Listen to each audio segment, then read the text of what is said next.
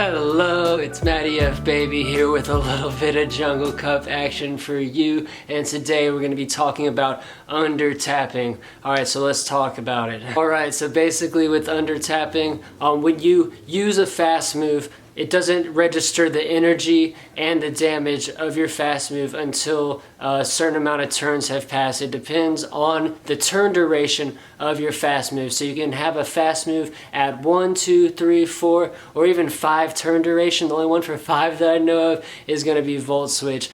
So I tried to lay the groundwork and say everything in my own words, but it was just, I recorded for like 30 minutes and I just could not get it done. So we're going to read from pvpoke.com. Go check them out. Trainer battles are broken up into turns. Each turn lasts 0.5 seconds. On a typical turn, each Pokemon can take one action, either a fast move, a charge move, or a switch.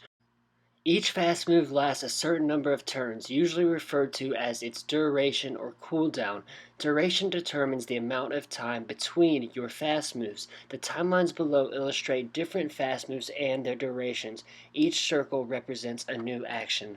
Alright, so look at the water guns. They just repeatedly mash out. Then you look at the counters and you can see there's a little space in between each of them where a water gun fits. Now go down to 4 turns confusion.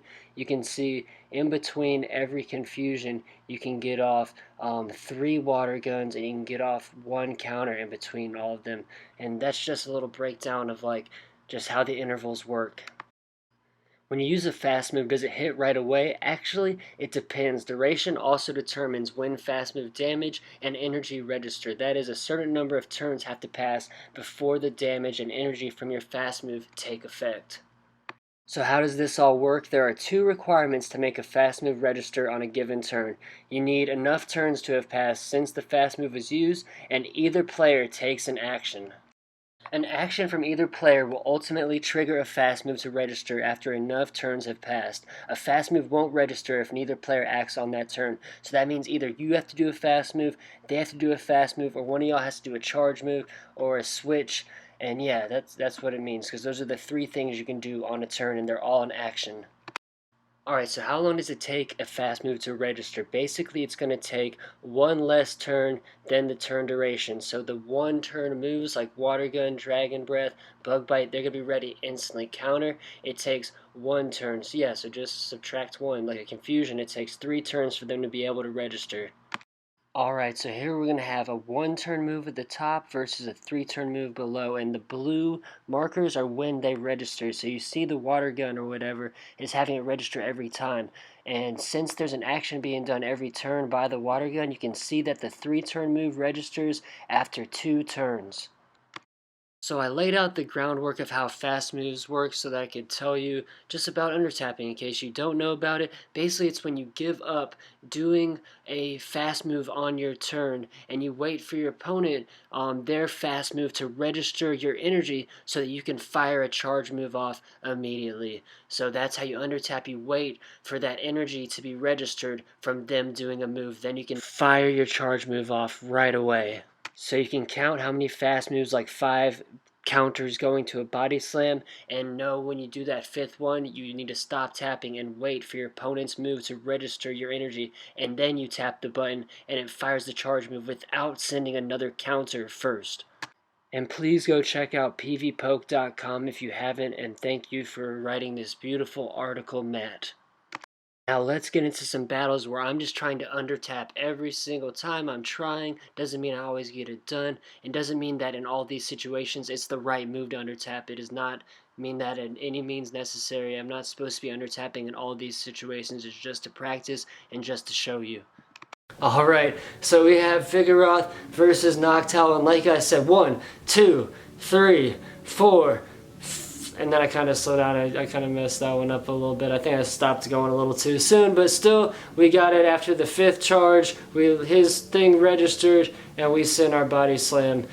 Yeah, so this wouldn't be a situation where you'd want to be under-tapping. You'd want to just sit there and just tap and get as much energy as you can, because when you under-tap, you're giving up a fast move. So I'm losing energy in the long run.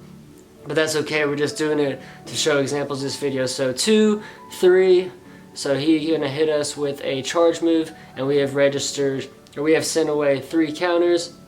We got 4, 5, and then we go ahead and send a body slam off. And if any of these, yeah, just bear with me, y'all. Alright, so we're going to have a Venusaur come in, and we decide to get out of there, and we bring in our Venomoth. And this is an easier example. So 1, 2, it's going to take 4 confusions to get to a Silver Wind. We got 2 off, and I'm not sure if I got the third one to go through. So we got the third one, and here's the fourth one, and now we sit for a second. You can see the Venusaur's head go back, doing another Vine Whip, and then we send our Silver Wind through, and we hit the buff. So we luck out, and the buff allows us, it probably would have taken 2 more confusions to take down that Venusaur, and it allows us, so 3, 4 to finish it. So here's a good chance where you should be under tapping, because it allowed me to get my Silver Wind off instead of doing another confusion. So yeah, there was a good time in a battle where you'd actually want to be under tapping. So here we have Venomoth versus Venomoth. We're both confusing each other. 1, 2, 3, and you can see right here, he does 4 confusions and then fires off a Poison Fang. So he already had the energy for a Poison Fang, and if he would have waited for me to send my confusion, he would be able to send that through after the third one instead of having to do a fourth one. So we were able to send our Silver Wind through. Yeah, we were able to undertap ours and get going on. Yeah, we down him with the Silver Wind, and the Poison Fang leaves us looking pretty. So in comes a Graveler, and we're gonna switch in to our Lantern, and next I'm gonna make like a little, I got my switch screen open because I think he's gonna switch, but then I could have just left my Lantern in. But here we go. We got the Vigoroth coming in, and we're gonna send the Body Slam as soon as it's ready. Counters are 2 turn duration move, so it takes 1 turn for it to register that damage. It takes basically the move duration. It takes 1 less than whatever your fast move duration is on your fast moves. But yeah, we're just gonna be going up against this Noctowl, and we're gonna, yeah, just go up against it. So right there, I kind of go a little too short. You can see me kind of fumble a little bit, and he's gonna send the Sky Attack off at us. And now we got our 5th one, and I accidentally do an extra fast attack. So right there, I was not able to undertap that thing, and we do an extra fast attack on it. In comes the Graveler again, and we're gonna just, yeah, go straight down. He's able to just rock us to pieces. But yeah, we're gonna be able to finish this matchup real easily. We still got a shield left up, and we have the type advantage. And yeah, we're gonna send a charge move off just in case, you know, that you wouldn't have got to a Stone Edge, which would have been the only thing able to threaten me at that point. But yeah, we're just gonna finish him off with a Thunderbolt, because we know that's enough, even though it's resisted. After like Lag City takes 5 ever. Alright, yeah, it did take forever, and I didn't speed these battles up like I usually do. Alright, so now we're going to go to our next match, and it takes 4 Thunder Shocks to get to a Brick Break. 2, 3, 4, and we're able to just go straight into it. Yeah, you just got to slow your tapping down once you see that 4th one come through, or however many charge moves or fast moves that it takes to get to your charge move. You just slow your tapping down as you've sent the last charge move necessary, and you got to wait for your opponent to have an action come through, whether it be a charge move, a switch, or a fast move.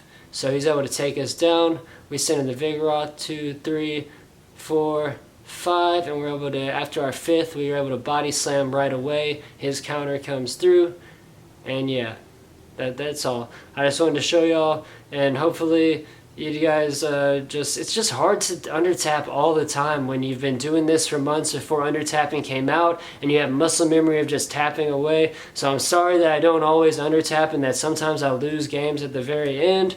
In these practice battles where I'm doing like 1,000 battles a day, sometimes, no, not really, but a lot of battles a day. And yeah, just kind of just chill, just doing battles. So we're able to finish him off with a Confusion. Confusion! Confusion! And then in comes the Graveler, and we're able to, I think I actually send off a Silver Wind for some reason, just maybe for funs. Oh, I think it's because I thought I was going to go down. And yeah, we don't even get the Silver Wind off. Oops, yeah, I do just go down. And we're just going to lose this match. So that's just some examples of me doing some undertaps. and just so there's my video going over undertapping. Sorry to change locations on you, but yeah, I had some problems filling up there earlier. But yeah, I hope that you enjoyed this, and yeah, I hope that you are excited for your Jungle Cup if you haven't done it yet, and I hope that you learned a little bit about fast move duration and undertapping. And sorry that I don't always undertap. It's you know, your muscle memory, man. When you do something for 4 months and then all of a sudden it's like, hey, there's this thing undertapping now. You know, it's kind of hard to just always be ready to do it, especially when you're doing as many battles as I do and you kind of just like zone in and out. But yeah, thank you so much. Hope you enjoyed this. Peace out, Bell Sprout. Bye.